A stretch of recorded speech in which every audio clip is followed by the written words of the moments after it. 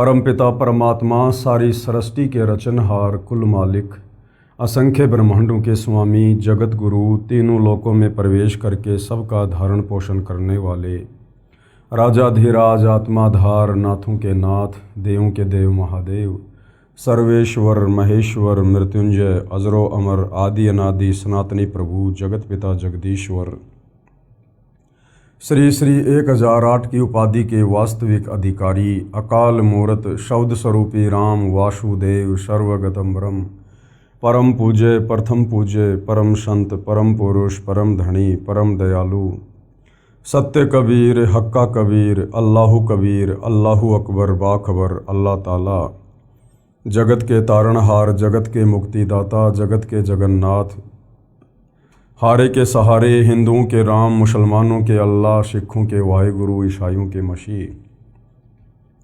दया के सागर दया निधि करुणा के सागर करुणा निधि स्वयंभू परिभू संकट मोचन कष्ट हरण मंगल करण दुख भंजन अविगत कबीर निर्विकार निर्विषम परमात्मा अलय अलेख सतगुरु आदि अनादि सतगुरु असली मर्यादा पुरुषोत्तम असली राम असली कृष्ण असली घनश्याम असली मुरारी राजाओं के राजा महाराजाओं के महाराजा शहंशाहों के शहंशाह सम्राटों के सम्राट भगवानों के भगवान अल्लाहों के अल्लाह प्रभुओं के प्रभु मसीहों के मसीह सच्चे वाहिगुरु बाबाओं के बाबा पीरों के पीर सेठों के सेठ जगत सेठ सावड़सा सेठ सर्वगुण संपन्न अनंत कोटि कलाओं के स्वामी अनंत कोटि ब्रह्मांडों के नायक योगियों में महायोगी ध्यानियों में महाध्यानी सिद्धों में परम सिद्ध ज्ञानियों में तत्व ज्ञानी ब्रह्म ज्ञानी महाज्ञानी परम ज्ञानी सर्वश्रेष्ठ ज्ञानी विज्ञानी युवा कबीर समर्थ कबीर असमवात अमित ओजा सच्चे रहनुमा करीम अल्लाह सुभान अल्लाह दुनिया के अंतिम पैगंबर 8 सितंबर 1951 से गांव धनाना जिला सोनीपत हरियाणा भारतवर्ष की पावन भूमि पे प्रकट रियल कल्कि भगवान श्री नारायण साकार हरि श्री बाबा साहेब नूर अनंत परमात्मा सच्चे दरवेश सच्चे बाखबर संत शिरोमणि सतगुरु रामपाल जी परमेश्वर जी के चरण कमल में आप और हम सभी भाई बहनों का अनंत कोटि दंडवत प्रणाम। सत्साई भाई और बहनों, बहुत बड़ी दया बहुत बड़ी मेहर पूज्य गुरुदेव भगवान की परमेश्वर रामपाल जी की, जिनके शुभ आशीर्वाद से विशेष आशीर्वाद से उन्हीं के सत्संगों के संग्रह के ऊपर बन चुकी पवित्र आध्यात्मिक पुस्तक कबीर बड़ा या कृष्ण, इस पर वीडियो बनाने की श्रृंखला जारी है। इसी श्रृंखला में आज हमारा ये 16वें नंबर का वीडियो है। भाई और बहनों, इस पवित्र पुस्तक कबीर बड़ा या कृष्ण में विशेषकर हिंदू धर्म के चारों वेद पवित्र गीता जी और 18 पुराणों का ज्ञान समाहित है। यदि आप वास्तव में मोक्ष प्राप्ति चाहते हैं, परमात्मा प्राप्ति चाहते हैं, इस काल लोक के दुखों से मुक्ति चाहते हैं, जन्म और मरण से सदा सदा के लिए यदि आप पीछा छुड़वाना चाहते हैं, तो ये पवित्र पुस्तक कबीर बड़ा या कृष्ण, इसको पढ़ना आपके लिए नितांत आवश्यक है। ये पुस्तक आपके जीवन की दिशा और दशा दोनों को बदल देगी। जिस परमेश्वर की प्राप्ति के लिए सतयुग त्रेता और द्वापर तक हमारे साधु संत महात्मा ऋषिजन और वर्तमान में भी परमात्मा चाहने वाली आत्माएं मंदिर में मस्जिद में चर्च में गुरुद्वारों में पर्वतों पर न जाने कहां कहां भटक रही हैं, परंतु परमात्मा का नामो निशान बताने वाला भी कोई उनको नहीं मिल रहा है। जबकि उस एक परमपिता परमेश्वर के विषय में जिसने सर्व की उत्पत्ति की है, सारे ब्रह्मांडों को रचा है, उनकी जानकारी हमारे ही पवित्र सदग्रंथों में विद्यमान है। लेकिन तत्व ज्ञान के अभाव में हमारे नादान धर्मगुरु हमें नहीं बता पा रहे हैं वो सारा का सारा भेद, वो सारा का सारा रहस्य जो आज से पहले एक पहेली बना हुआ था। अब सतगुरु रामपाल जी परमेश्वर जी ने इन्हीं सदग्रंथों को खोल खोल के दिखा दिखा के उसको पहली कक्षा का कायदा बना दिया है। आज बच्चे बच्चे की जुबान पर है कि परमात्मा कौन है, परमात्मा कैसा है, परमात्मा कहाँ रहता है और परमात्मा कैसे मिलता है। तो भाई और बहनों, आप इस पवित्र पुस्तक को अवश्य पढ़िए और उसके बाद सतगुरु रामपाल जी से उपदेश प्राप्त करके अपनी आत्मा का कल्याण करवाएं। तो इस पवित्र पुस्तक पर हमारे जो वीडियो बनाने की श्रृंखला जारी है, उस श्रृंखला में जो विषय चल रहा है वो है जनता की अदालत में प्रश्नोत्तरी। यानी जनता की अदालत में जज खुद जनता है। मुकदमा है कबीर बड़ा या कृष्ण। एक तरफ श्री कृष्ण उर्फ विष्णु जी के वकील के रूप में सर्व हिंदू धर्म गुरु खड़े हैं, आचार्य शंकराचार्य खड़े हैं, तो दूसरी तरफ कबीर जी की ओर से कबीर जी के वकील परम पूज्य सतगुरु रामपाल जी खड़े हैं। और श्री कृष्ण उर्फ विष्णु जी के वकील साहिबानों यानी हिंदू धर्मगुरुओं का कहना है कि श्री कृष्ण उर्फ विष्णु ही सर्वसृष्टि रचनहार हैं, यही सबके पालन करता हैं, सबके जनक हैं, सबके संहार करता हैं, और ये अजरो अमर हैं, अविनाशी हैं, इनके कोई माता पिता नहीं है। जबकि कबीर जी के वकील सतगुरु रामपाल जी ने भरी अदालत में जनता के सामने उन्हें हिंदू धर्म ग्रंथों को दिखा दिखा कर ये साबित कर दिया, प्रमाणित कर दिया पवित्र गीता जी से और श्री देवी महापुराण से, शिव महापुराण से, कि ब्रह्मा विष्णु महेश ये तीनों भाई हैं और ये तीनों जन्मते और मरते हैं। इनके माता पिता हैं, इनकी माता का नाम दुर्गा है, इनके पिता का नाम काल ब्रह्म है। ये अजरो अमर नहीं है, ये अविनाशी नहीं है, ये नाशवान भगवान है। जब जनता की अदालत में जनता ने अपनी आंखों से हिंदू धर्म ग्रंथों में सारे ये प्रमाण देखे तो जनता की रुचि अध्यात्म में बढ़ने लगी और जनता सतगुरु रामपाल जी से अध्यात्म के विषय में तरह तरह के सवाल कर रही है और उनके प्रत्येक सवाल का सतगुरु रामपाल जी हिंदू धर्म ग्रंथों से प्रमाणित जवाब दे रहे हैं। तो आज का हमारा जो टॉपिक है वो जनता का एक सवाल था। उसी सवाल को लेकर सतगुरु रामपाल जी अपना जवाब दे रहे हैं कि शास्त्र विरुद्ध साधना क्या है। शास्त्र अनुकूल साधना वो होती है जो हमारे धर्म ग्रंथों के अनुसार हमें दी जा रही हो। जैसे चारों वेदों में, पवित्र गीता जी में, 18 पुराणों में किस परमेश्वर की भक्ति करने के लिए कहा गया है, कौन परमेश्वर सर्वशक्तिमान है, सर्वश्रेष्ठ है, पुरुषोत्तम है, कौन सा वो मंत्र है जिसका जाप करने से हमें भौतिक लाभ भी मिलेंगे, आध्यात्मिक लाभ भी मिलेंगे और आत्मा का कल्याण भी होगा। और शास्त्र विरुद्ध साधना वो है जो चारों वेद और गीता जी के विपरीत ये हमारे नादान धर्म गुरु हमसे करवा रहे हैं और मनमुखी मंत्रों का जाप करवा रहे हैं। तो उसी शास्त्र विरुद्ध साधना पर प्रकाश डालते हुए आगे सतगुरु रामपाल जी समझा रहे हैं।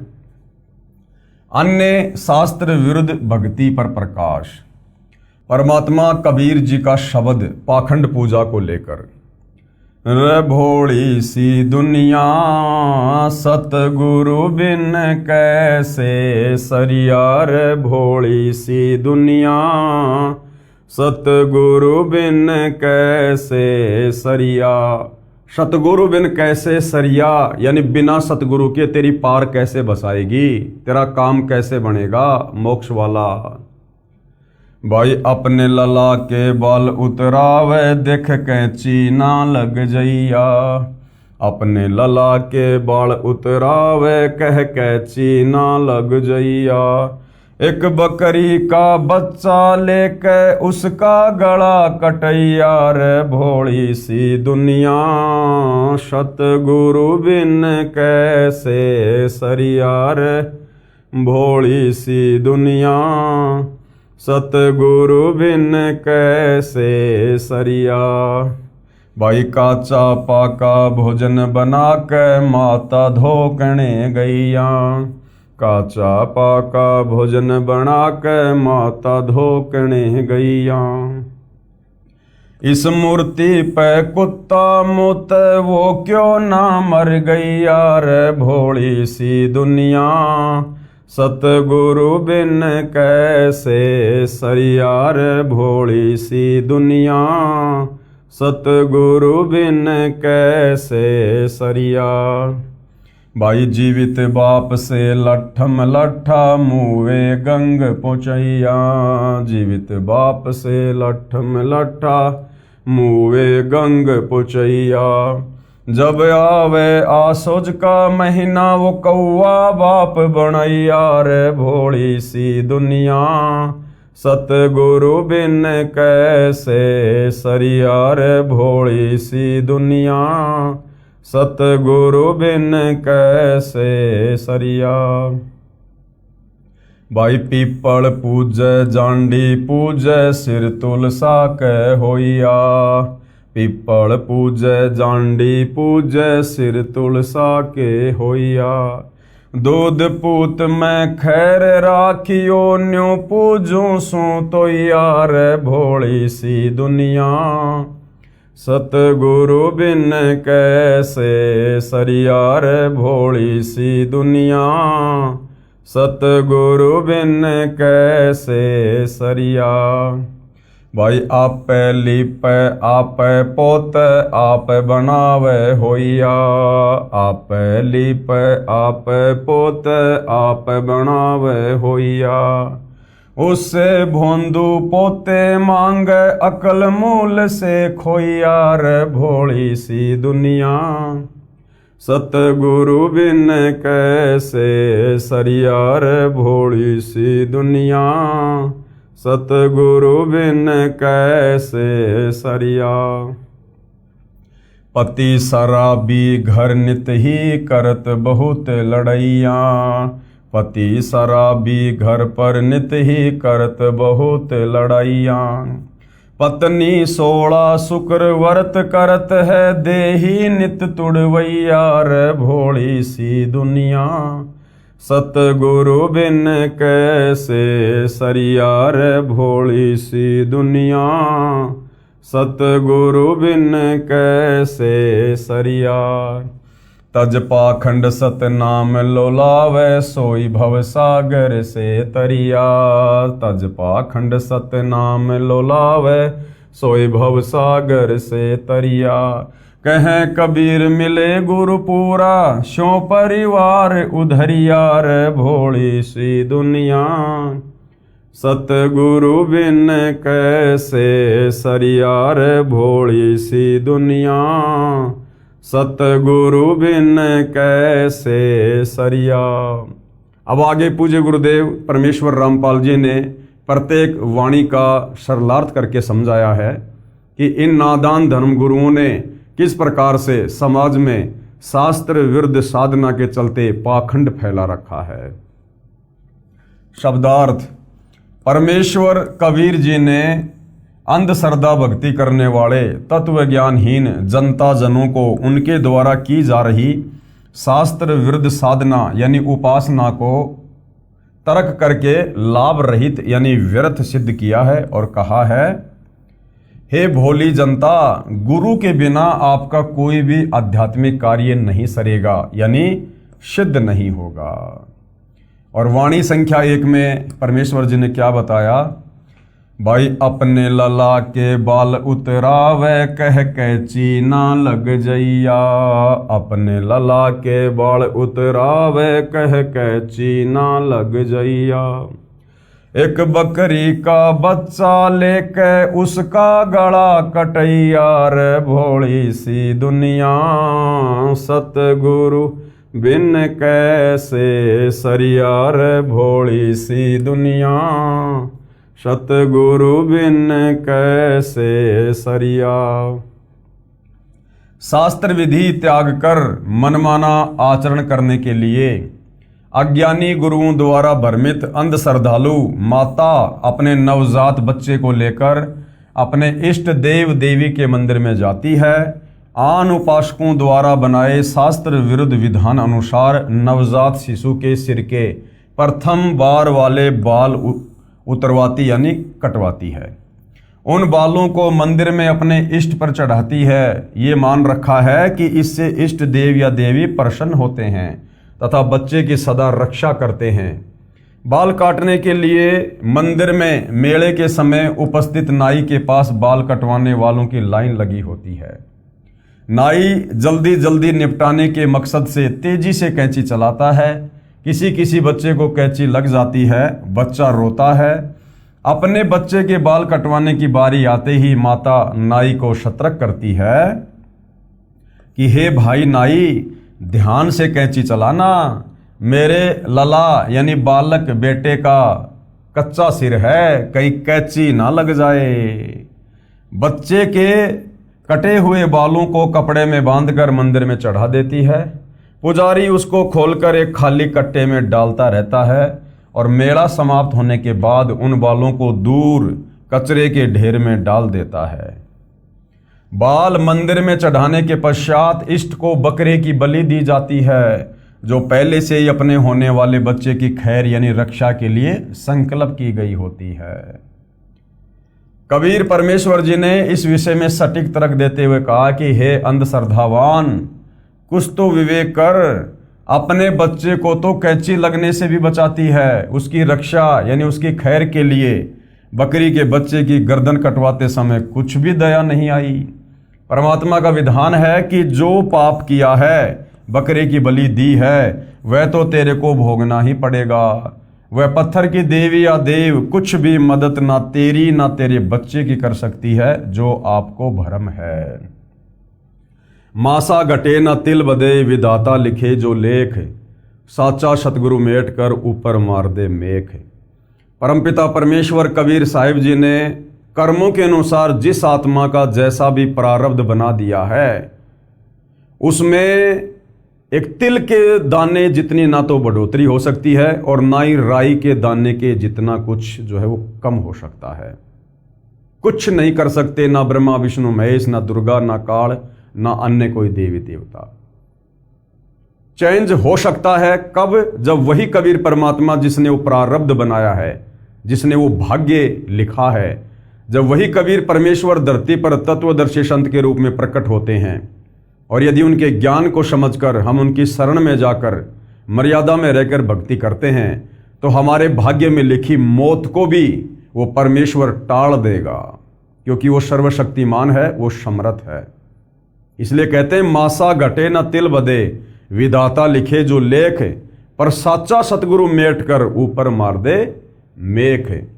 तो इन नादान धर्मगुरुओं के बहकावे में आकर कि अपनी इष्ट देवी या देव के धाम पर जाकर बाल कटवाने से या कोई बलि चढ़ाने से आपके बच्चे की रक्षा होगी, उसका भविष्य सुधर जाएगा, ऐसा कुछ भी नहीं है। जो उसके भाग्य में है वो उसको मिलना ही मिलना है, बल्कि उसने तो बकरी का बच्चा बलि चढ़ाकर और ज्यादा अपने कर्म बिगाड़ लिए, पाप कर्म मोल ले लिए। गुरुदेव कह रहे हैं विचार करें, यदि वहां उस मंदिर में वास्तव में देवी या देव होता और आप उसके घर में बाल डालते, तो इसी बात पर आपसे नाराज होकर दंड देते। देवी देवता सभ्य और शाकाहारी नेक प्रवृत्ति के होते हैं, वे कभी मांस, मदिरा तथा अन्य नशीली वस्तुओं का सेवन नहीं करते। पुजारी उन बालों को फेंक देते हैं, क्या वे बाल बैंक में जमा करवाने के योग्य होते हैं? आप अपने बच्चों के बाल स्वयं ही किसी नाई से कटवा दो, किसी मंदिर में ले जाकर अपने कर्म व धन तथा वक्त को नष्ट ना करो। पूर्ण गुरु से शिक्षा लो यानी आध्यात्मिक ज्ञान सुनो तथा दीक्षा लो यानी गुरु बनाकर शास्त्र वर्णित साधना करके पापों से मुक्ति पाओ तथा मोक्ष कराओ। और वह पूर्ण गुरु, वह तत्वदर्शी गुरु आज वर्तमान में धरती पर सतगुरु रामपाल जी हैं। इनकी शरण में आकर ही आप अपने भाग्य में लिखे कर्मों से भी बच सकते हो और अपने जीवन को सुखी बना सकते हो। आगे क्या बताया परमेश्वर जी ने? भाई काचा पाका भोजन बना के माता धोकने गैया, काचा पाका भोजन बना के माता धोकने गैया। इस मूर्ति माता पे कुत्ता मुते, वो क्यों ना मर गई यार भोली सी दुनिया। सतगुरु बिन कैसे सरियार भोली सी दुनिया, सतगुरु बिन कैसे सरिया। भावार्थ, आन उपासना की अन्य विधि ये भी है कि गांव या नगर के बाहर किसी वृक्ष के नीचे तने से सटाकर या किसी ऊंचे स्थान पर बिना पेड़ के ही 10 फुट लंबा चौड़ा या इससे भी छोटा चबूतरा यानी एक प्लेटफार्म बनाकर उसके ऊपर 2 फुट या 3-4 फुट ऊंचा तथा 1-1.5 फुट चौड़ा एक मंदिर नुमा घर बनाते हैं। उसे मंडी कहते हैं। वर्ष में 1 या 2 बार किसी निश्चित दिन उस देई धाम पर धोक लगाने यानी पूजा करने दादी माँ अपने पूरे परिवार को लेकर जाती है। उसे पता होता है कि जो भी भोजन इष्ट के लिए बनाकर उस मंडी में रखते हैं उसे कुत्ते खाते हैं। वह बुढ़िया अपनी पुत्र वधू से कहती है कि बेटी, आज माता की धोख लगाने मंडी पर चलना है, उसके लिए मीठा दलिया या पूड़े गुलगुले बना ले। पुत्र वधू माता का भोग तैयार करने लग जाती है। देर तो लगती ही है, उधर से खेत या मजदूरी के लिए जाने का समय भी हो जाता है। बुढ़िया कहती है कि बेटी, काचा पक्का बना दे, जल्दी कर, कुत्तों ने ही तो खाना है। पूरे परिवार को साथ लेकर बुढ़िया उस मंडी पर वे माता का भोग प्रसाद दूर से फेंक देती है तथा पूरे परिवार को कहती है कि हाथ जोड़कर चै चै कह दो, यानी यूं कर दो बस। एक लोटे में जल लेकर जाती है, उसे माता के ऊपर डाल देती है। परिवार माता की धोख लगाकर चबूतरे के नीचे भी नहीं आता। उसी समय कुत्ते जो वहीं पर भोग लगाने के लिए बेताब यानी उतावले खड़े होते हैं, माता की मंडी के उस प्लेटफार्म पर चढ़कर प्रथम तो माता का भोग चट करते हैं और चलते समय उस माता पर पेशाब कर देते हैं, उस पत्थर के ऊपर पेशाब कर देते हैं। परमेश्वर कबीर जी ने इस विषय पर तर्क दिया है कि हे भोली अंधभक्ति करने वाली जनता, विचार कर, जिस मंडी वाली देवी माता की आप पूजा इसलिए करती हो कि ये मंडी में उपस्थित देवी हमारे परिवार की तथा खेती और पशुधन की रक्षा करती है। यदि उस मंडी में देवी उपस्थित होती तो उसके भोजन को कुत्ता खा गया, उसके ऊपर मूत्र की धार लगा गया। वह कुत्ता तेरी पत्थर की माता ने मारा क्यों नहीं? यदि आप भोजन कर रहे हो और कोई कुत्ता आकर आपके भोजन को खाने लगे तो आप उसको डंडे लाठी से मारोगे। यदि आपके ऊपर मूत दे तो उसकी हड्डी पसली एक कर दो। परंतु आपकी पूज्य देवी तो बहुत विवश है या उसे अधरंग लगा है, उसे भक्ति लाभ की झूठी आशा त्याग कर पूर्ण गुरु से शास्त्र विधि अनुसार सत्य भक्ति की दीक्षा व शिक्षा अर्थात ज्ञान लेकर अपना तथा परिवार का कल्याण करवाओ। अब भाई और बहनों, ये जो बातें हैं परमात्मा सांसारिक लोगों को सांसारिक तरीके से समझा रहे हैं कि यदि आप भोजन कर रहे हो, कोई कुत्ता या बिल्ली आ गया, आपकी थाली में मुंह मार दिया, तो आप उसको डंडे से मारोगे, उसकी हड्डी पसली एक कर दोगे। ये बातें आप और हमारे लिए नहीं है। हम तत्वदर्शी संत की शरण में हैं। हमें परमेश्वर ने सृष्टि रचना का ज्ञान बता दिया है, सभी जीव आत्माओं की स्थिति बता दी है कि जीव आत्मा चाहे गधे के शरीर में है, चाहे बिल्ली के शरीर में है, चाहे कुत्ते के शरीर में है, चाहे हम इंसानों के शरीर में है, हम सब एक परमपिता परमेश्वर कबीर साहिब के बच्चे हैं। और शतलोक में हमने जो गलती की थी उसकी सज़ा हम यहाँ पर लक 84 में भोग रहे हैं। अब यदि भाई और बहनों, मान लीजिए हम भगत भाई बहन खाना खा रहे हैं और गलती से या जैसे भी कोई कुत्ता या बिल्ली आकर मुंह मार देता है तो हमने उसको लाठी डंडों से पीटना नहीं है, हमने उसकी हड्डी पसली एक नहीं करनी है। वो भोजन यदि कुत्ता या बिल्ली ने झूठा कर दिया है, वो भोजन हम प्यार से साइड में उसके लिए रख देंगे, क्योंकि वो भी भूखा है, तभी तो उसने आकर ऐसी हरकत की है। और परमात्मा कहते हैं, कहे कबीर पुकार के दोए बात लख ले, एक साहिब की बंदगी और भूखों को कछु दे। आपके दरबार पर यदि भूखा कोई इंसान आ जाए, चाहे कोई जानवर आ जाए, अपनी श्रद्धा के अनुसार, अपनी स्थिति के अनुसार उसको अवश्य कुछ खाने पीने के लिए देना चाहिए। आगे परमेश्वर पाखंड पूजा को समझाते हुए कह रहे हैं, श्राद्ध पिंडदान करें या ना करें। जनता की अदालत में मामला जारी है और जनता सतगुरु रामपाल जी से सवाल कर रही है कि ये हमारे नादान हिंदू धर्मगुरु इन्हीं धर्मशास्त्रों का हवाला देकर हमसे कहते हैं कि पिंडदान करो, अपने पूर्वजों के श्राद्ध निकालो, तो ये करना चाहिए या नहीं करना चाहिए। तो वैसे तो सारी बातें आपको पहले समझा दी गई है कि ये जो पिंडदान है ये भूत पूजा में आता है और ये जो श्राद्ध है ये पितृ पूजा में आता है। और गीता अध्याय 9 श्लोक नंबर 25 में गीता ज्ञानदाता काल ब्रह्म इस प्रकार की शास्त्र विरुद्ध साधनाओं को ना करने की सलाह दे रहा है। वाणी संख्या 3। जीवित बाप से लठम लठा मुवे गंग पुचैया। जीवित बाप से लठम लठा मुवे गंग पुचैया। जब आवे आशोज का महीना वो कौआ बाप बनैया। रे भोली सी दुनिया सतगुरु बिन कैसे सरिया रे भोली सी दुनिया, सतगुरु बिन कैसे सरिया। क्या कह रहे हैं परमात्मा? भावार्थ, परमेश्वर कबीर जी ने लोकवेद यानी दंत कथा के आधार से चल रही पितर तथा भूत पूजा पर शास्त्रोक्त अपना तर्क दिया है। कहा है कि शास्त्रोक्त अध्यात्म ज्ञान के अभाव से बेटे अपने पिता से किसी न किसी बात पर विरोध करते हैं।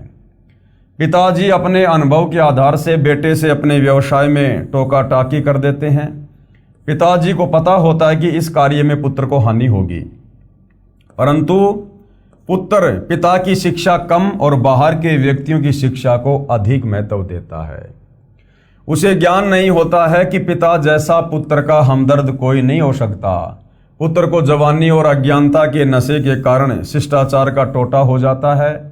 पिता को पता होता है कि बेटा इस कार्य में हानि उठाएगा, परंतु पुत्र पिता की बात नहीं मानता है, उल्टा पिता को भला बुरा कहता है। पिता अपने पुत्र के नुकसान को नहीं देख सकता, वह फिर उसको आग्रह करता है कि पुत्र ऐसा ना कर, जिस कारण से जवानी के नशे से हुई सभ्यता की कमी के कारण इतने निर्लज हो जाते हैं। कई पुत्रों को देखा है जो पिता को डंडों से पीट देते हैं। वही होता है जो पिता को अंदेशा था। पिता फिर समझाता है कि आगे से ऐसा ना करना, ये हानि तो धीरे धीरे पूरी हो जाएगी। पिता पिता ही होता है, वह पुत्र या पुत्री को सुखी देखना चाहता है।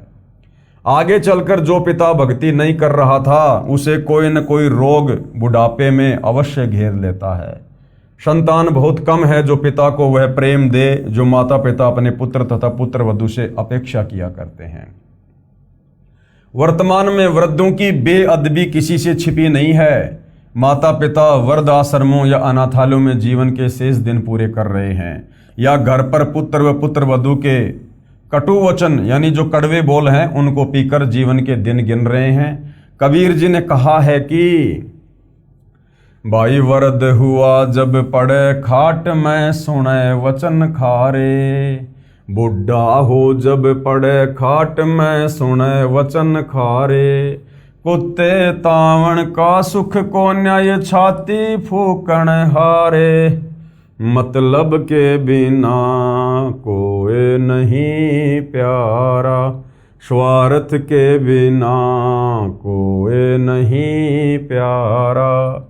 शब्दार्थ, वृद्ध अवस्था में शरीर निर्बल हो जाता है, आंखों की रोशनी कम हो जाती है, जिस कारण से बूढ़े माता पिता अधिक समय चारपाई पर ही व्यतीत करते हैं।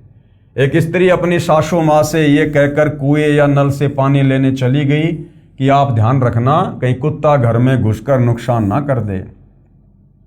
बुढ़िया को दिखाई कम देता था, कुत्ता अंदर घर में घुस गया। एक लोटा 2 किलो दूध से भरा रखा था, उसको पी गया और नीचे गिरा गया। वृद्धा को दिखाई नहीं दिया। पुत्र वधू आई और कुत्ते द्वारा किए नुकसान से गुस्से में होकर बोली कि तुम्हारा यानी सास ससुर का तो इतना भी सुख नहीं रहा कि तुम कुत्तों से घर की रक्षा कर सको। तुमने मेरी छाती जला दी, यानी व्यर्थ का अनाज का खर्च पुत्र वधू को लग रहा था, जिस कारण वो कटी जली बातें कही थी। सास ससुर को अपने ऊपर व्यर्थ का भार मान रही थी। कबीर जी ने बताया है कि ये दशा उन व्यक्तियों की होती है जो परमात्मा को कभी याद नहीं करते, जो गुरु धारण करके सत्य भक्ति नहीं करते। अंत में बुढ़ापे में उनकी ऐसी हालत होती है, उनको इन कष्टों का, इन कटु वचनों का सामना करना पड़ता है। अब वाणी संख्या 3 का शब्दार्थ पूरा करता हूं। अंधश्रद्धा भक्ति वाले जब तक माता पिता जीवित रहते हैं तब तक तो उनको प्यार व सम्मान के साथ कपड़ा रोटी भी नहीं देते। क्या कहा परमेश्वर ने? भाई जीवित बाप के लठम लठा और मरने के बाद उसको गंगा जी में मुँहे गंग पहुँचैया, और जब आवे आशोज का महीना वो कौआ बाप बनाया। अंधश्रद्धा भक्ति वाले जब तक माता पिता जीवित रहते हैं तब तक तो उनको प्यार व सम्मान के साथ कपड़ा रोटी भी नहीं देते, उनको झींकते रहते हैं और मृत्यु के उपरांत श्रद्धा दिखाते हैं। उनके शरीर को चिता पर जला दिया जाता है, कुछ हड्डियां बिना जली छोटी छोटी रह जाती हैं। शास्त्र नेत्रहीन गुरुओं से भ्रमित पुत्र उन अस्थियों को उठाकर हरिद्वार में हर की पौड़ियों पर अपने कुल के पुरोहित के पास ले जाता है। उस पुरोहित द्वारा शास्त्र विरुद्ध साधना के आधार से मनमाना आचरण करके उन अस्थियों को पवित्र गंगा दरिया में प्रवाह किया जाता है। जो धनराशि पुरोहित मांगे खुशी खुशी दे देता है। कारण ये होता है कि कहीं पिता या माता मृत्यु के उपरांत भूत बनकर घर में न आ जाएं। इसलिए उनकी गति करवाने के लिए कुल गुरु पंडित जी को मुंह मांगी धनराशि देते हैं कि पक्का काम कर देना। फिर पुरोहित के कहे अनुसार अपने घर की चौखट में लोहे की मेख यानी मोटी कील गाड़ दी जाती है कि कहीं पिताजी माताजी की गति होने में कुछ त्रुटि रह जाए और वे प्रेत बनकर हमारे घर में ना घुस जाएं। कबीर परमेश्वर जी ने बताया कि जीवित पिता को तो समय पर टूक रोटी भी नहीं दिया, उसका अपमान करता है, सभी नहीं ज्यादातर लोग, और मृत्यु के पश्चात उसको पवित्र दरिया में यानी गंगा जी में बहाकर आता है। कितना खर्चा करता है। अपने माता पिता की जीवित रहते प्यार से सेवा करो, उनकी आत्मा को प्रसन्न करो, उनकी वास्तविक श्रद्धा सेवा तो ये है। कबीर जी जो स्पष्ट करना चाहते हैं कि आध्यात्मिक ज्ञान ना होने के कारण अंधश्रद्धा भक्ति के आधार से सर्व हिंदू समाज अपना अनमोल जीवन नष्ट कर रहा है। जैसे मृत्यु के उपरांत अपने पिताजी की अस्थियां गंगा दरिया में पुरोहित द्वारा क्रिया करवाकर पिता की गति करवाई। फिर 13वीं या 17वीं यानी मृत्यु के 13 दिन बाद की जाने वाली क्रिया को 13वीं कहा जाता है। 17 दिन बाद की जाने वाली लोकवेद धार्मिक क्रिया 17वीं कहलाती है और महीने बाद की जाने वाली महीना क्रिया तथा 6 महीने बाद की जाने वाली 6 माही तथा 1 वर्ष के बाद की जाने वाली बरसी क्रिया जिसको वर्षोद्धि भी कहा जाता है। लोकवेद यानी दंत कथा बताने वाले गुरुजन उपरोक्त सब क्रियाएं करने को कहते हैं। ये सभी क्रियाएं मृतक की गति के मकसद से करवाई जाती हैं। सूक्ष्म वेद में इस शास्त्र विरुद्ध धार्मिक क्रियाओं यानी साधनाओं पर तर्क इस प्रकार किया है कि घर के सदस्य की मृत्यु के पश्चात ज्ञानहीन गुरुजी क्या क्या करते और करवाते हैं। क्या कह रहे हैं? कुल परिवार तेरा कुटुंब कबीला और मसलत एक ठहराई, बांध पिंजड़ी ऊपर धर लिया और मरगट में ले जाई, अग्नि लगा दिया जद लंबा फूंक दिया उस ठाही, पुराण उठा फिर पंडित आए और पीछे गरुड़ पढ़ाई, प्रेत शिला पर जा विराजे पितरों पिंड भराई, और बहुर सराद खाने को आए काग भये कलमाही। जय सतगुरु की संगति करते ये सकल कर्म कट जाई, और अमरपुरी पर आसन होता जहां धूप ना छाई। कुछ व्यक्ति मृत्यु के पश्चात उपरोक्त क्रियाएं तो करते ही हैं, साथ में गरुड़ पुराण का पाठ भी करते हैं। परमेश्वर कबीर जी ने सूक्ष्म वेद यानी तत्व ज्ञान की वाणी में स्पष्ट किया है कि लोक वेद यानी दंत कथा के आधार से ज्ञानहीन गुरुजन मृतक की आत्मा की शांति के लिए गरुड़ पुराण का पाठ करते हैं। गरुड़ पुराण में एक विशेष प्रकरण है कि जो व्यक्ति धर्म कर्म ठीक से नहीं करता तथा पाप करके धन उपार्जन करता है, मृत्यु के उपरांत उसको यम के दूत घसीट कर ले जाते हैं।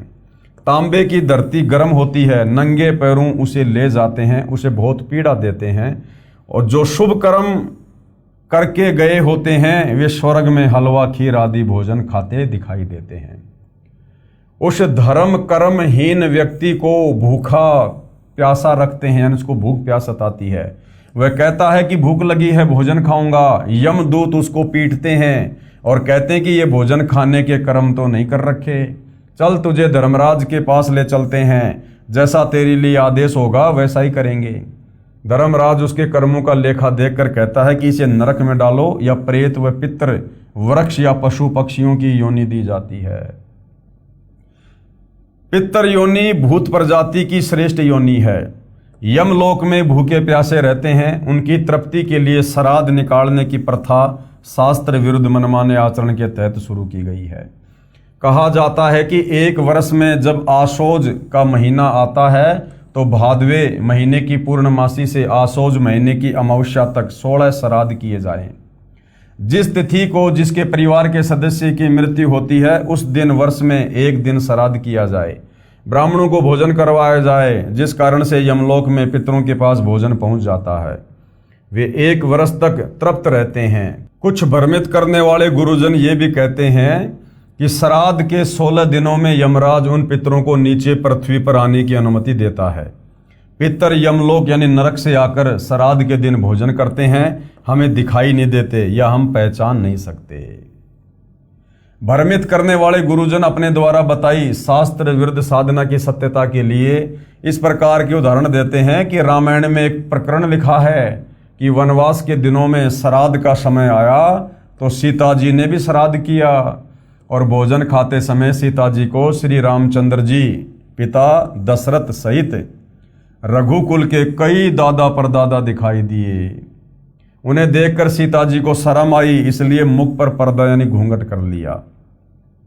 अब क्या समझा रहे हैं गुरुदेव? विचार करो पाठक जनों, श्री रामचंद्र जी के सर्व वंशज प्रेत और पितर बने हैं तो अन्य सामान्य नागरिक भी वही क्रियाएं कर रहे हैं। वे भी नरक में पितर बनकर पितरों के पास जाएंगे। इस कारण ये शास्त्र विधि विरुद्ध साधना है जो पूरा हिंदू समाज कर रहा है।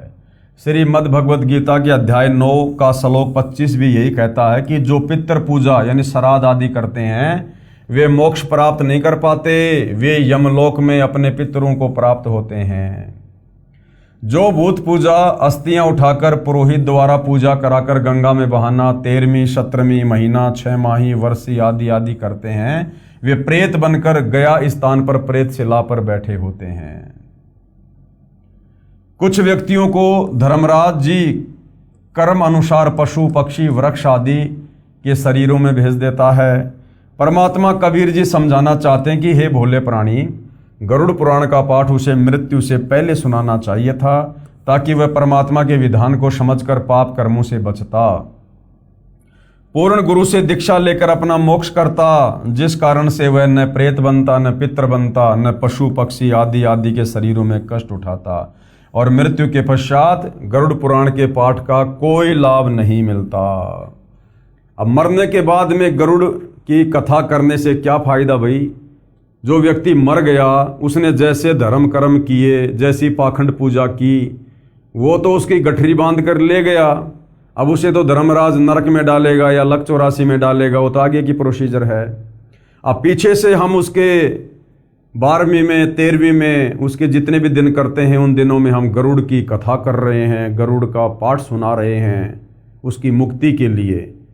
अब उस गरुड़ पाठ की कथा से मुक्ति का कोई संबंध नहीं है किसी भी प्रकार का। जो कर्म उसने किए थे वो अपने कर्मों की गठरी लेकर ऊपर जा चुका है, तो ये भी एक पाखंड पूजा है।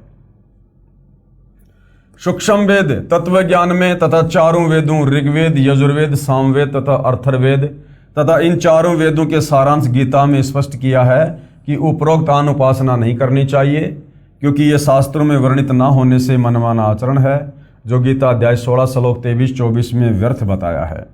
शास्त्रोक्त साधना करने का आदेश दिया है।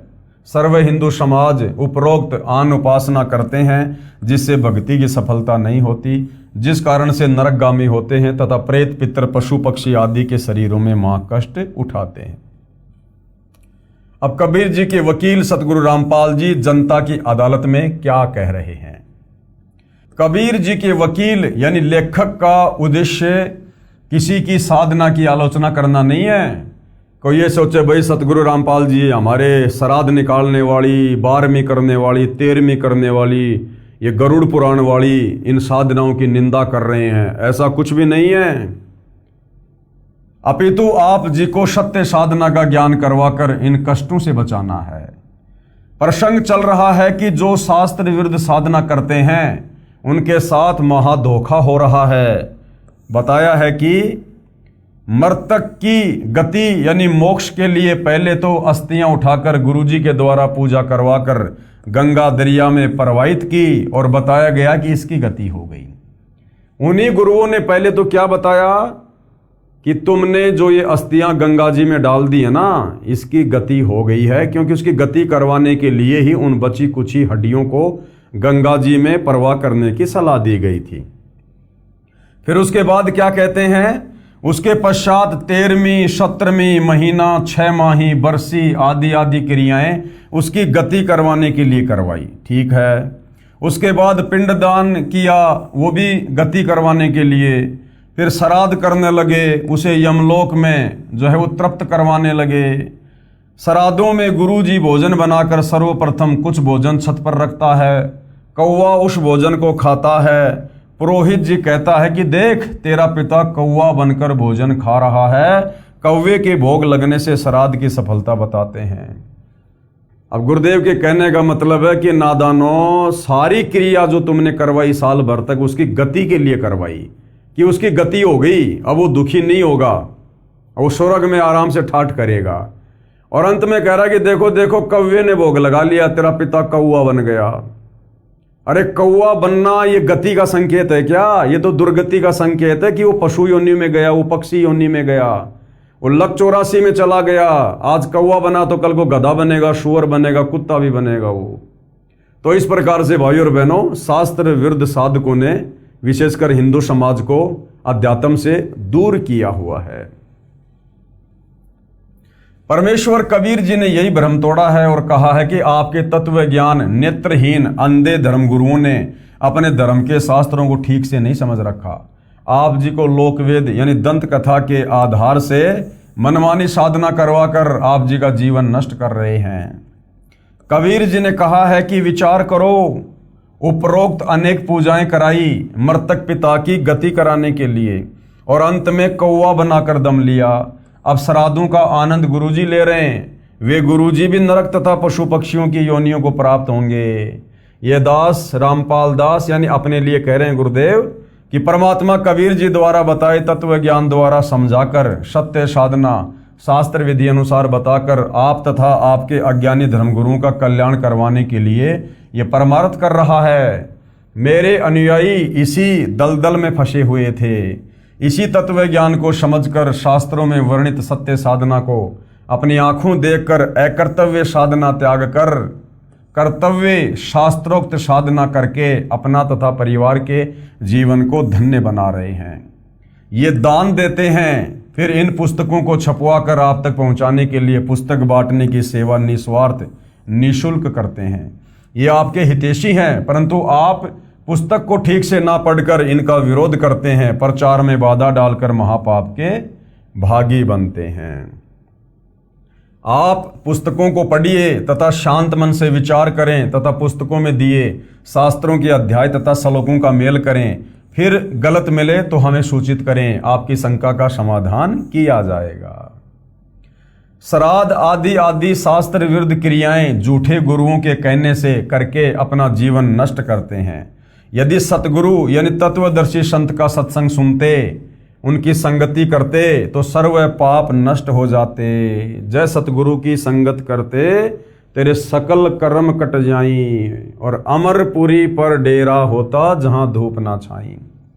उनकी संगति करते तो सर्व पाप कर्म नष्ट हो जाते। सत्य साधना करके अमरलोक यानी गीता अध्याय 18 श्लोक 62 में कहे शाश्वत स्थान यानी सनातन परम धाम में आप जी का आसन यानी स्थायी ठिकाना होता जहां कोई कष्ट नहीं।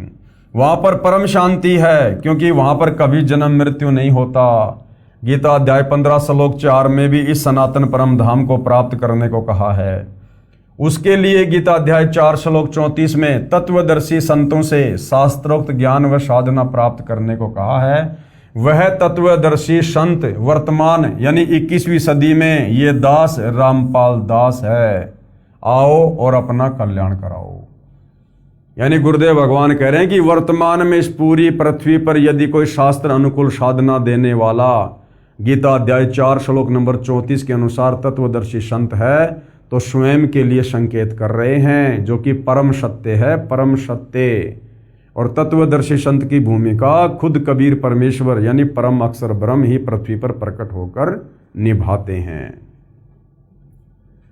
भूत पूजा तथा पितृ पूजा क्या है, ये आप जी ने ऊपर पहले पढ़ लिया है। इन पूजाओं का निषेध का प्रमाण पवित्र गीता शास्त्र के अध्याय 9 श्लोक 25 में लिखा है, जो आप जी को पहले वर्णन कर दिया है कि भूत पूजा करने वाले भूत बनकर भूतों के समय में मृत्यु उपरांत चले जाएंगे और पितृ पूजा करने वाले वो पितृलोक में पितृयोनि प्राप्त करके पितरों के पास चले जाएंगे। मोक्ष प्राप्त प्राणी सदा के लिए जन्म मरण से मुक्त हो जाता है और भाई इन घटिया साधनाओं से जो हमारे ये ज्ञानहीन अज्ञानी धर्मगुरु समाज में दे रहे हैं, इस प्रकार की शास्त्र विरुद्ध साधना से कभी भी जन्म मरण का रोग समाप्त नहीं हो सकता। उसके लिए वही सतगुरु रामपाल जी यानी तत्वदर्शी संत की शरण में आकर आपने भक्ति करनी पड़ेगी। प्रेत यानी भूत पूजा तथा पितर पूजा उस परमेश्वर की पूजा नहीं है, इसलिए गीता शास्त्र अनुसार व्यर्थ है। वेदों में भूत पूजा व पितर पूजा यानी श्राद्ध आदि कर्मकांड को मूर्खों का कार्य बताया है। पवित्र मार्कंडे पुराण में इसका प्रमाण है। हमने पहले भी ये रुचि ऋषि की कथा पढ़ी थी, फिर से पढ़ेंगे। श्राद्ध पिंडदान के प्रति रुचि ऋषि का वेद मत। मार्कंडे पुराण में रोचे ऋषि के जन्म की कथा आती है। एक रुचि ऋषि था, वह ब्रह्मचर्य का पालन करते हुए वेदों अनुसार साधना करता था, विवाह नहीं करवाया था। रुचि ऋषि के पिता, दादा, परदादा तथा तीसरे दादा सब पितर यानी भूत योनि में भूखे प्यासे भटक रहे थे। जिस समय रुचि ऋषि की आयु 40 वर्ष थी, तब उन चारों ने रुचि ऋषि को दर्शन दिए तथा कहा कि बेटा आपने विवाह क्यों नहीं किया, विवाह करके हमारे श्राद्ध करना। रुचि ऋषि ने कहा कि हे पितामहों, वेद में इस श्राद्ध पिंडोतक आदि कर्मों को अविद्या कहा है, यानी मूर्खों का कार्य कहा है। रुचि ऋषि ने कहा कि हे मेरे पूर्वजों, ये श्राद्ध वगैरह निकालना, पिंडदान करना, वेदों में इसको अविद्या यानी मूर्खों का कार्य कहा है, मूर्खों का कार्य। फिर आप मुझे इस कार्य को करने को क्यों कह रहे हो? उन पितरों ने भी माना और कहा कि यह बात सत्य है कि श्राद्ध आदि कर्म को वेदों में अविद्या अर्थात मूर्खों का कार्य ही कहा है। फिर उन पितरों ने वेद विरुद्ध ज्ञान बताकर, क्योंकि वो भूखे मर रहे थे, उन्होंने वेदों के विरुद्ध ज्ञान बताकर रुचि ऋषि को भ्रमित कर दिया, क्योंकि मोह भी अज्ञान की जड़ है। रुचि ने विवाह करवाया, फिर श्राद्ध पिंडोदक क्रियाएं करके अपना जन्म भी नष्ट किया। मार्कंडे पुराण के प्रकरण से सिद्ध हुआ कि वेदों में तथा वेदों के ही संक्षिप्त रूप गीता में श्राद्ध और पिंड आदि भूत पूजा के इन कर्मकांडों को निषेध बताया है, नहीं करना चाहिए। उन मूर्ख ऋषियों ने अपने पुत्र को भी श्राद्ध करने के लिए विवश किया। उसने विवाह कराया, उससे रोचे ऋषि का जन्म हुआ और बेटा भी पाप का भागी बना लिया। रुचि ऋषि भी ब्राह्मण थे, उन्होंने वेदों को कुछ ठीक से समझा था। अपनी आत्मा के कल्याणार्थ शास्त्र विरुद्ध सर्व मनमाना आचरण त्याग कर शास्त्रोक्त केवल एक ब्रह्म की भक्ति कर रहा था। जो उसके पिता तथा उसके पहले 3 दादाजी शास्त्र विधि त्याग कर यही कर्म कांड करते और करवाते थे, जिसका परिणाम गीता अध्याय 9 श्लोक 25 वाला ही होना था कि पितर पूजने वाले पितरों को प्राप्त होंगे, और वही हुआ। अब वर्तमान की शिक्षित जनता को अंधश्रद्धा भक्ति त्याग कर विवेक से काम लेकर गीता अध्याय 16 श्लोक 24 में कहे आदेश का पालन करना चाहिए। और गीता अध्याय 16 श्लोक 24 में क्या बताया है कि अर्जुन, कर्तव्य और अकर्तव्य की स्थिति में, कर्तव्य यानी कौन से भक्ति कर्म करने चाहिए और अकर्तव्य यानी कौन से भक्ति कर्म नहीं करने चाहिए, केवल शास्त्र ही प्रमाण है। यानी वेदों में और गीता जी में और 5वें वेद सूक्ष्म वेद में परमेश्वर की प्राप्ति की जो विधि है, मोक्ष प्राप्ति की जो साधना है, केवल वही करनी चाहिए। शास्त्रों के बताए अनुसार ही भक्ति साधना करनी चाहिए। और चारों वेद ये सनातनी ग्रंथ हैं, पूरे विश्व के मानव समाज के लिए हैं। चारों वेदों का सार पवित्र गीता जी है, और पवित्र गीता जी साफ साफ कह रही है अध्याय 4 श्लोक नंबर 34 कि सबसे पहले तो तत्वदर्शी संत की खोज करो। यानी बिना पूर्ण गुरु के, बिना सतगुरु के भक्ति शुरू नहीं होती है। सतगुरु भी पूर्ण होना चाहिए। आजकल गांव गांव नगर नगर में लोग सतगुरु की उपाधि लेकर बैठे हुए हैं, जो सत्य के निकट भी नहीं है। तो गीता अध्याय 4 श्लोक 34 में जिस तत्वदर्शी संत का वर्णन है, सबसे पहले उसकी खोज करो। और उसकी पहचान गीता अध्याय 15 श्लोक नंबर 1 से 4 में बताई है, जो उल्टे लटके हुए संसार रूपी वृक्ष के सभी विभागों को स वेद विद बता दे कि वास्तव में सर्वशक्तिमान परमात्मा कौन है, ब्रह्मा विष्णु महेश की क्या स्थिति है, उसके बाद उस तत्वदर्शी संत से उपदेश प्राप्त करके और उसके बताए अनुसार नियमों में रहकर भक्ति करने से आत्मा का कल्याण होगा।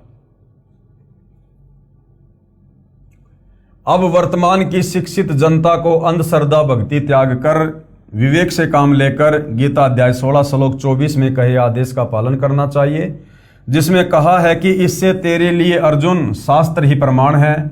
यानी जो शास्त्रों में करने को कहा है वही करें, जो शास्त्रों में प्रमाणित नहीं है उसे त्याग दें। गीता में परमात्मा का बताया विधान है तथा पुराणों में ऋषियों का अनुभव है। यदि पुराणों में श्राद्ध आदि कर्मकांड करने को लिखा है तो वह गीता विरुद्ध होने से अमान्य है। उदाहरण दिया जा रहा है, एक व्यक्ति की दोस्ती थानेदार से थी। एक दिन उस व्यक्ति ने अपने मित्र दरोगा को बताया कि मेरे को मेरे गांव का एक दबंग व्यक्ति परेशान करता रहता है। दरोगा ने कहा कि उसको लठ मार, मैं आप निपट लूंगा, कोई मुकदमा नहीं बनने दूंगा। उस व्यक्ति ने दरोगा के आदेश अनुसार गांव के उस व्यक्ति को लठ मारा जो सिर में लगा और व्यक्ति की मृत्यु हो गई। हत्या का मुकदमा दरोगा के मित्र पर बना। उस क्षेत्र के थाने का प्रभारी होने के कारण उसी दरोगा मित्र ने मुकदमा बनाया और हत्या के कारण उसको मृत्यु दंड दिया। विचार करें, राजा का विधान है कि किसी से झगड़ा मत करो, कानूनी कार्रवाई करो। उस व्यक्ति ने अधिकारी दरोगा का आदेश पालन किया जो राजा के संविधान के विपरीत था, जिस कारण से जीवन से हाथ धो बैठा, यानी दंड का भागी बना। इसी प्रकार ऋषियों या इन पितरों का श्राद्ध करने, पिंडदान आदि करने को कहने का आदेश परमात्मा के शास्त्रोक्त विधान के विरुद्ध है। उसका पालन करने से परमात्मा का विधान भंग होने के कारण मोक्ष के स्थान पर भूत पितर पशु पक्षियों के शरीर धारण करके अनेकों कष्ट उठाते हैं।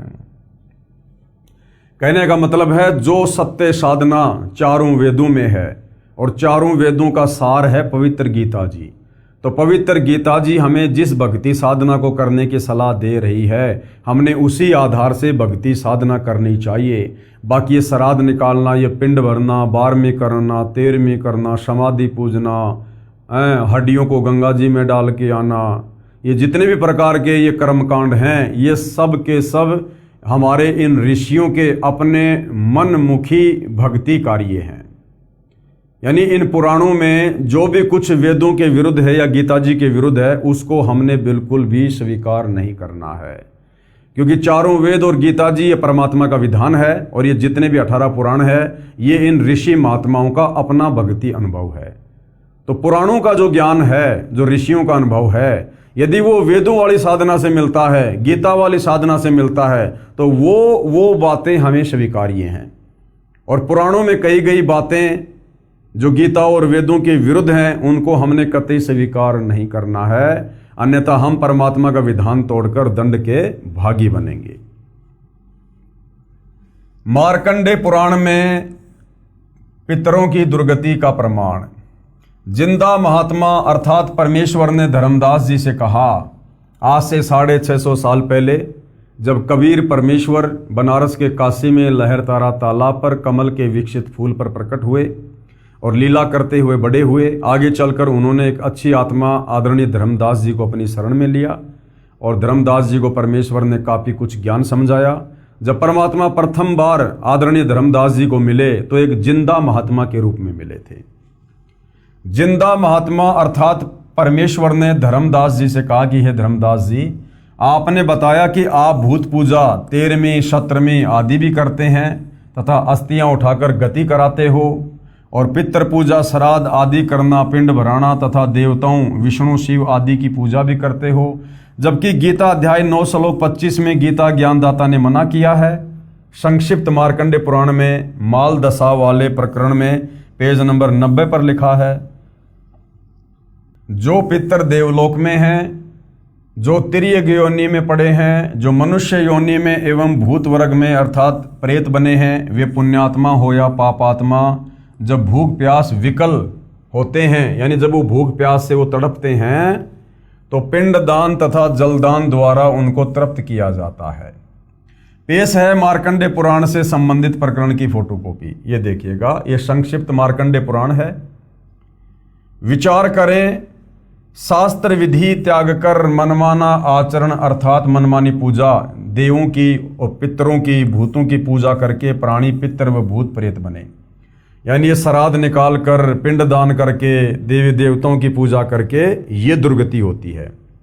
वे देवलोक जो देवताओं की पूजा करके देवलोक में चले गए, वे अपने पुण्यों के समाप्त होने पर पितर रूप में रहते हैं, चाहे यमलोक में या प्रेत बने हैं, सर्व कष्ट में जीवन व्यतीत कर रहे हैं। अब जो उनकी पूजा करेगा वह भी इसी कष्टमयी योनि को प्राप्त होगा। इसलिए सर्व मानव समाज को शास्त्र विधि अनुसार साधना करनी चाहिए, जिससे उन पितरों की पितर योनि छूट जाएगी तथा साधक भी पूर्ण मोक्ष प्राप्त करेगा। अब भाइयों और बहनों, जो संतुष्टि आप अपने उन पूर्वजों की इन तत्व ज्ञानहीन नादान धर्म गुरुओं के कहने पर शास्त्र विरुद्ध साधना करके, जैसे श्राद्ध निकालना, पिंड भरना, 13वीं 12वीं समाधि पूजना आदि आदि करके भी नहीं कर सकते, अब बड़ी आसानी से जगत गुरु तत्वदर्शी सतगुरु रामपाल जी की शरण में आकर जो शत भक्ति उन्होंने हमें दी है, उस शत भक्ति को शुरू करके आप जी कर सकते हैं। यानी जब हम तत्वदर्शी संत से तत्व ज्ञान लेकर और शास्त्र अनुकूल साधना करना शुरू कर देते हैं, तो उस भक्ति का इतना बड़ा तेज है, उसका प्रताप है कि हमारे जो पूर्वज, हमारी जो पिछली 7 पीढ़ियां हैं, उन 7 पीढ़ियों तक के हमारे पूर्वज जो शास्त्र विरुद्ध साधना करने के चलते आज वर्तमान में उन भूत और उन प्रेत योनियों में कष्ट उठा रहे हैं, भूख प्यास से तड़प रहे हैं, या अन्य लक 84 योनियों में अपना कर्म भोग रहे हैं। अब यदि आप तत्वदर्शी संत सतगुरु रामपाल जी से उपदेश प्राप्त करके शास्त्र अनुकूल साधना शुरू कर देते हैं, तो उनकी वो तमाम योनियां छूट जाएंगी और उन्हें परमेश्वर मनुष्य जन्म प्रदान करेंगे, मनुष्य जन्म। और मनुष्य जन्म में परमेश्वर फिर उनको अपनी शरण में लेंगे और उनको भी परमात्मा शास्त्र अनुकूल साधना पर लगा देंगे। तो भाइयों और बहनों, अपने पूर्वजों को उन कष्टों से मुक्त करवाने का और अपनी आत्मा का आत्म कल्याण करवाने का कितना सीधा और कितना सरल शास्त्र अनुकूल समाधान सतगुरु रामपाल जी ने बता दिया है। श्री विष्णु पुराण के 3 अंश के अध्याय 14 के श्लोक 10 से 14 में श्राद्ध के विषय में श्री सनत कुमार ने कहा है कि तृतीया कार्तिक शुक्ला नवमी भाद्रपद कृष्णा त्रयोदशी तथा माघ मास की अमावस्या, इन चारों तिथियां अनंत पुण्यदायिनी हैं। चंद्रमा या सूर्य ग्रहण के समय 3 अष्टकाओं अथवा उत्तरायण या दक्षिणायन के आरंभ में जो पुरुष एकाग्रचित से पितृगणों को तिल सहित जल भी दान करता है, वह मानो 1000 वर्ष तक के लिए श्राद्ध कर लेता है। ये परम रहस्य स्वयं पितृगण ही बताते हैं। लेख समाप्त। पेश है श्री विष्णु पुराण के 3 अंश के अध्याय 14 के श्लोक 10 व 14 की फोटोकॉपी। यानी हम इन नादान धर्म गुरुओं के कहने से साल में 16 दिन जो श्राद्ध वगैरह निकालते हैं, इससे अच्छा तरीका श्राद्ध निकालने का श्री विष्णु पुराण में बताया गया है। हालांकि तत्वदर्शी संत की शरण में आने के बाद हमने विष्णु पुराण के अनुसार इस विधि को भी अमल में नहीं लाना है, क्योंकि जो शास्त्र अनुकूल साधना हम तत्वदर्शी संत से लेकर शुरू कर देंगे, हमारे साधना करने से ऑटोमेटिक परमेश्वर के विधान अनुसार हमारी पिछली 7 पीढ़ियों तक के जितने भी पूर्वज हैं, वो किसी भी योनि में है, प्रेत योनि में या पितृ योनि में या पशु पक्षी योनि में, वो ऑटोमेटिक परमेश्वर की रजा से हम जो वर्तमान में शास्त्र अनुकूल साधना शुरू कर देंगे, उनकी वो तमाम योनियां छूट जाएंगी और परमेश्वर उनको मनुष्य शरीर प्रदान करते हैं। ये परमेश्वर उन लोगों को समझा रहे हैं जो लोग घटिया से घटिया साधना इन नादान धर्म गुरुओं के कहने पर कर रहे हैं, जो विष्णु पुराण के भी विपरीत है। लेकिन तत्वदर्शी संत के साधनों ने किसी प्रकार की कोई श्राद्ध पूजा ना मार्कंडे पुराण के अनुसार करनी है और ना ही श्री विष्णु पुराण के अनुसार करनी है। हमने केवल वही और उतनी साधना करनी है जितनी साधना करने के लिए पूज्य गुरुदेव सतगुरु रामपाल जी हमें निर्देशित करते हैं। तो भाइयों और बहनों, श्री विष्णु पुराण के अंदर जो भी कुछ श्राद्ध के विषय में लिखा हुआ है उसके ऊपर हम अगले वीडियो में विशेष तौर पर जिक्र करेंगे, हम चर्चा करेंगे। और भी बहुत कुछ लिखा हुआ है इन श्राद्ध के दिनों में कौन कौन से जानवरों का मांस पकाना चाहिए। श्री विष्णु पुराण में श्राद्ध के समय यदि गाय का मांस बनाकर अगर उन पितरों को भोग लगाया जाए तो पितृगण बहुत ज़्यादा तृप्त होते हैं, ऐसा भी लिखा हुआ है। तो इस विषय पर भाइयों और बहनों हम अगले वीडियो में प्रकाश डालेंगे और जनता की अदालत में जनता भी इस विषय पर विशेष तौर पर ये जानेगी कि वास्तव में हमारे धर्म ग्रंथों में हमें भ्रमित करने के लिए भी बहुत सारा मटेरियल काल प्रेरणा से इन नादान धर्म गुरुओं ने, ऋषि मुनियों ने अपने अनुभव के तहत लिखा हुआ है। और जो शास्त्र अनुकूल साधना है वो भी हमारे ही सदग्रंथों में वर्णित है। तो जो शास्त्र अनुकूल साधना है वो परम पूज्य सतगुरु रामपाल जी ने निकाल कर हमें अलग से दे दी है। जिस प्रकार दूध से दही बनता है और दही से फिर मक्खन निकलता है और मक्खन को गर्म करके फिर घी निकाला जाता है, इस विधि से सतगुरु रामपाल जी ने इन सर्व धर्म शास्त्रों का मंथन करके जो निष्कर्ष है, जो शास्त्र अनुकूल साधना है वो हमें प्रदान कर दी है। हमने केवल उसी विधि से भक्ति साधना करनी है और उसी विधि से हमारी आत्मा का कल्याण होगा। तो भाइयों और बहनों, जनता की अदालत में हिंदू धर्म से जुड़े भाई बहनों को अपने ही सदग्रंथों में लिखी सच्चाई को समझाने के लिए जिस प्रकार से ये मुकदमा जारी है, ये मुकदमा इसी प्रकार से जारी रहेगा जब तक हिंदू समाज के श्रद्धालु किसी निष्कर्ष पर नहीं पहुंच जाते हैं। तो भाइयों और बहनों, आज के इस वीडियो में केवल इतना ही। अगले वीडियो में हम कल फिर परमेश्वर की सेवा में हाजिर होंगे। तब तक पूज्य गुरुदेव भगवान हम सबको आज्ञा दे, आशीर्वाद दे, सद्बुद्धि दे, हमारा मार्गदर्शन करे। बंदी छोड़ सतगुरु रामपाल जी परमेश्वर जी की जय हो।